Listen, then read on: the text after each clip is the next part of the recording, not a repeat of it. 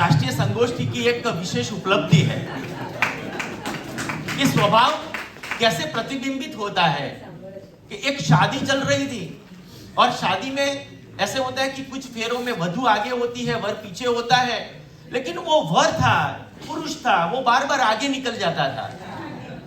तो वो कन्या के बाप ने वो वर के बाप से पूछा कि ऐसा क्या होता है, ये आगे क्यों निकल जाता है बार बार? बोला कि वो टैक्सी ड्राइवर है, ओवरटेक करने की आदत है। इसी बात को लेके हुए आगे बढ़ते हैं। हमारे बीच उपस्थित है सुप्रसिद्ध मराठी साहित्यकार, जो साहित्यकार है, संशोधक है, विवेचक है, अनुवादक है, बहुत सारे मराठी और राष्ट्रीय पुरस्कार जिन्हें प्राप्त है, जिनकी बहुत सारी पुस्तकें और पुरस्कार है। साहब, मैंने आपका परिचय बड़ा पाटिल सर, तो वो सबको हम ये कॉम्पैक्ट कर रहे हैं। तो बाल साहित्य के बारे में उन्होंने जो लिखा है, तो छोटे उस्ताद के भाषण, वो व्यासपीठ अनुवाद, व्यासपीठ भाषण के तौर पे वो संग्रहित है और 2 भाग में वो है। छोटे उस्ताद के भाषण भाग 1 और भाग 2।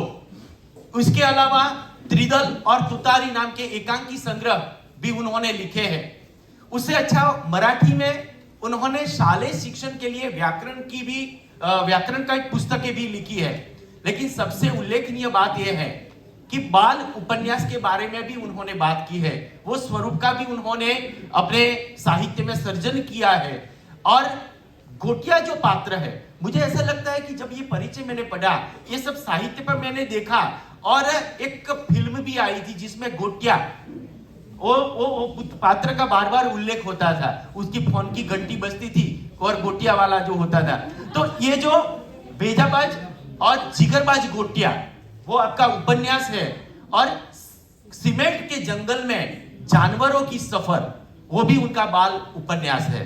तो ऐसे सुप्रसिद्ध मराठी बाल साहित्यकार श्रीकांत पाटिल जी हमारे बीच उपस्थित होंगे।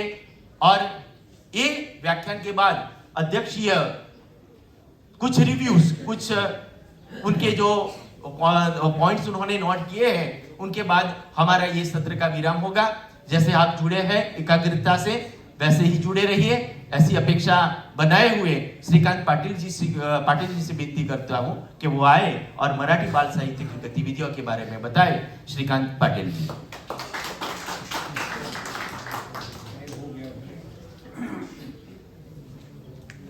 नमस्कार। वाल्मिकी व्यास बाणाद्या प्राचीना कवी पंडिता तान शिक्षयन्ति सततम ये सदा वाचनी रहता। मैंने मराठी बाल साहित्य का इतिहास और भाषा, इस विषय पर जो वाचन किया, जो विचारों का संकलन किया, वो मैं आपको बताना चाहता हूँ। बाल साहित्य का मतलब है बच्चों के लिए लिखा गया साहित्य। मराठी बाल साहित्य की जड़ें मराठी लोक साहित्य में पाई गई है, लेकिन इस साहित्य का काल कौन सा है ये बताना बड़ा मुश्किल है। मराठी साहित्य मराठी लोक साहित्य का अभिन्न हिस्सा है। संस्कृत से प्राकृत आदि भाषाओं में आई कहानियां, महान व्यक्तियों की रोचक कहानियां साहित्य को लोकप्रिय बनाती है। लेकिन लोक साहित्य के अलिखित प्रकृति के कारण मराठी लोक साहित्य उपलब्ध नहीं हो सका। महानुभाव संप्रदाय के लीला चरित्र जैसे आद्य ग्रंथ में बाल साहित्य के कुछ प्रतीक चिन्ह मिलते हैं। इसकी कथा दृष्टांत के रूप में साकार हुई है। इसमें से महत्वपूर्ण दृष्टांत लोक कथा के रूप में दिखाई देते हैं। धानाई नाम की एक छोटी बच्ची को उन्होंने कुछ कहानियां बताई थी। आज उपलब्ध लोक साहित्य की सबसे प्राचीन बाल कथा वही कही जा सकती आहे. साळेचे घर मेणाचे, कावळ्याच्या घर सेणाचे, पावसाळी कावळ्याच्या घर पुढे जाये, साळेचे वाचे मग उगीची राहिली. अर्थात चिड़िया ने अपना घर मोम से बनाया था, कौवे ने अपना घर गोबर से बनाया था. बरसात के दिनों में कौवे का घर पानी के साथ बह गया, चिड़िया का घर बच गया, फिर भी वह उदास हो गई. ये कहानी है.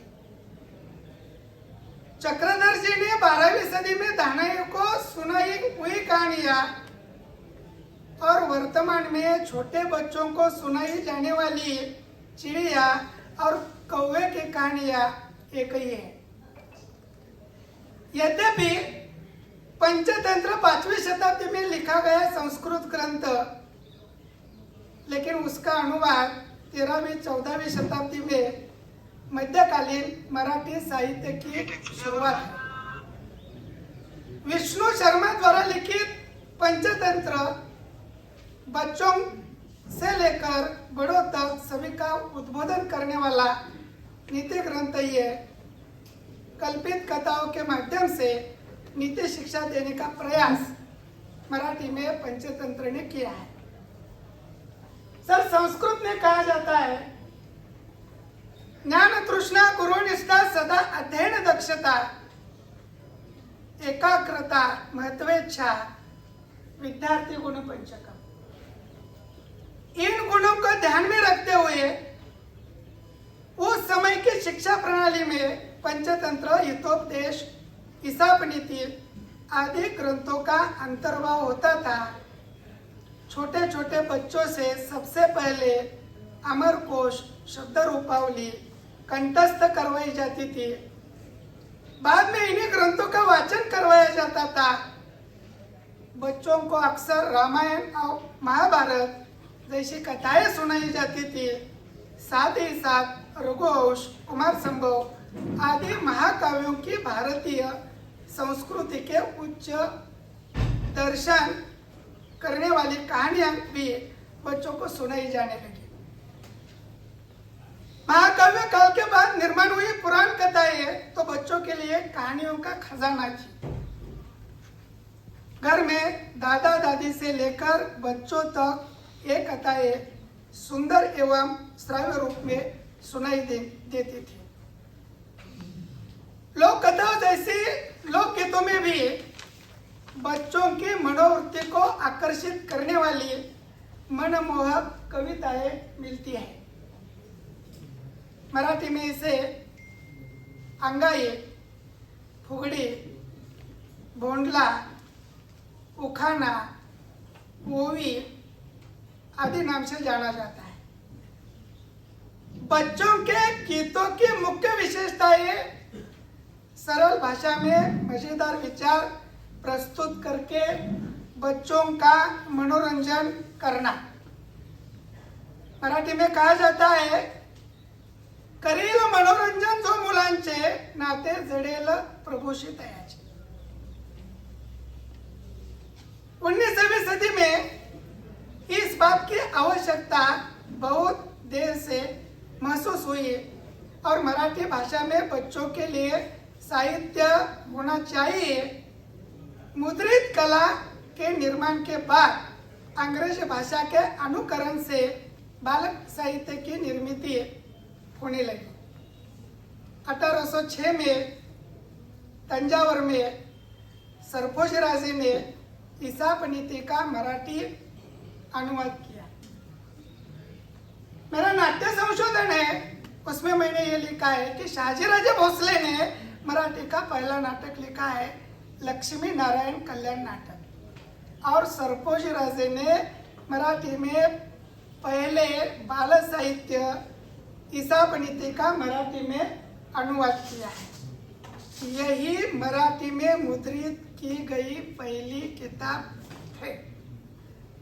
इसके बाद श्रीरामपुर मिशन प्रेस में वैजनाथ पंडित जी से सिंहासन बत्तीसी, हितोपदेश, पंचतंत्र आदि पुस्तकों का मराठी अनुवाद करवाया। पंचतंत्र से आई हुई पुस्तकें, पंचोपाख्यान और विदुर नीति मराठी में प्रकाशित हुई, लेकिन उनका केवल पाठ्यक्रम की पुस्तकों के लिए ही महत्व था। शीलम सद्गुण संपत्ति ज्ञानम विज्ञानमेव च उत्साहो वर्धते येन वाचनम तदहितावह। उस समय बच्चों को नैतिक शिक्षा देने के उद्देश्य से पुस्तकें लिखी जाती थी। लिपिधारा, अंकलिपि, बौद्ध वचन, पंचोपाख्यान, विदुर नीति आदि 5 पुस्तकें इसी उद्देश्य से उनकी छपाई हुई। इसी समय बाल साहित्य में एक नई पुस्तक जुड़ी। वह 3 से 8 वर्ष के बच्चों के लिए लिखी गई पुस्तक, उसका नाम है बालगोष्ठी। सरल, सुगम एवं बोधगम्य भाषा। हाइदशाला पुस्तकी मंडल ने इस पुस्तक को तुरंत अपना लिया। इस संस्था के सचिव वेंकोबा नाइक ने ईसाप नीति के पुस्तकों का अनुवाद किया और उनकी मृत्यु के बाद सदाशिव काशीनाथ छत्रे द्वारा यह कार्य पूर्ण किया गया। स.का. छत्रे एक श्रेष्ठ लेखक थे। बेताल पंचीसी, बाल मित्र, ईसाप नीति, इन ग्रंथों का सरल और आसान अनुवाद उन्होंने किया था। इसी तरह मराठी में बाल साहित्य की स्थिति अच्छी होने लगी। शिक्षा बोर्ड ने बच्चों के साहित्य के विकास में बहुत बड़ा योगदान दिया। 1895 में शिक्षा विभाग के सहायक शिक्षा निरीक्षक रहे ओक जी ने पाठ्यक्रम की पुस्तकों सहित बाल साहित्य की लगभग 50 पुस्तकें प्रकाशित की। इसीलिए उनको मराठी बाल साहित्य के जनक कहते हैं। इसी काल में हरे कृष्ण दामले ने भी बहुत योगदान दिया। इस काल की सर्वोत्तम पुस्तक अरबी भाषा में सूरज कथाएं यह है। उसी दौरान बच्चों के लिए कविताएं भी होती थी और वो बच्चों को समझती भी थी।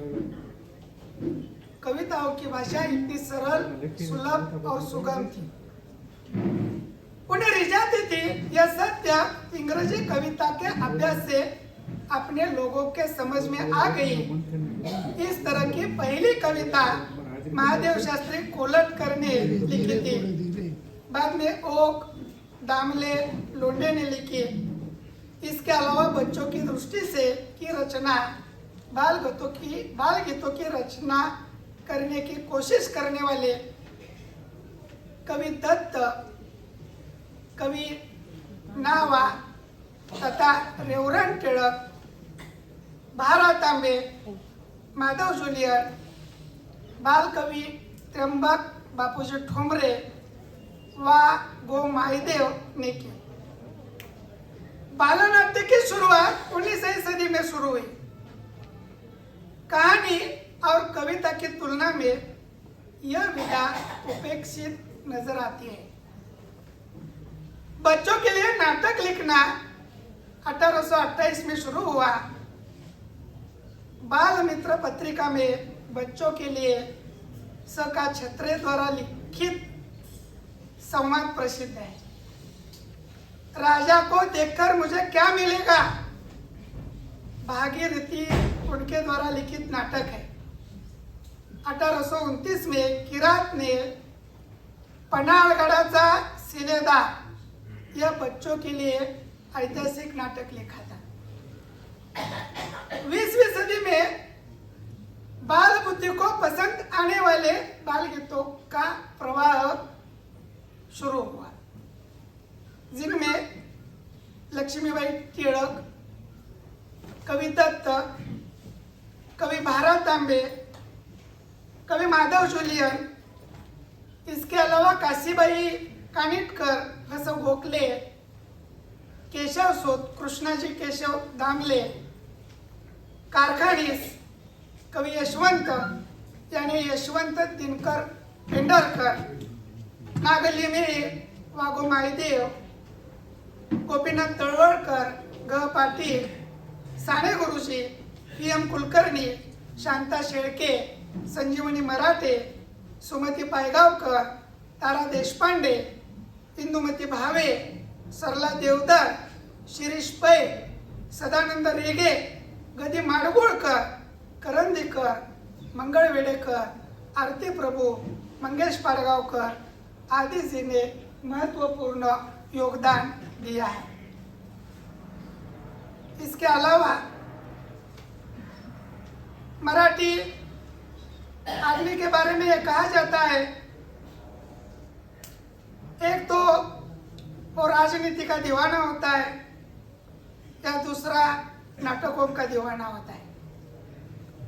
बालनाट्य, नाट्यचटा, एकांकिका, नाटुकली, नाट्यचटा आदि बच्चों के लिए लिखे गए नाटकों की शैलियाँ है और स्वातंत्र्योत्तर काल में इसके बारे में सई परांजपे, रत्नाकर मतकरी, विजय तेंदुलकर, दिवाकर कृष्ण आदि जी ने नाटक लेखन में समृद्धता मराठी को दी है।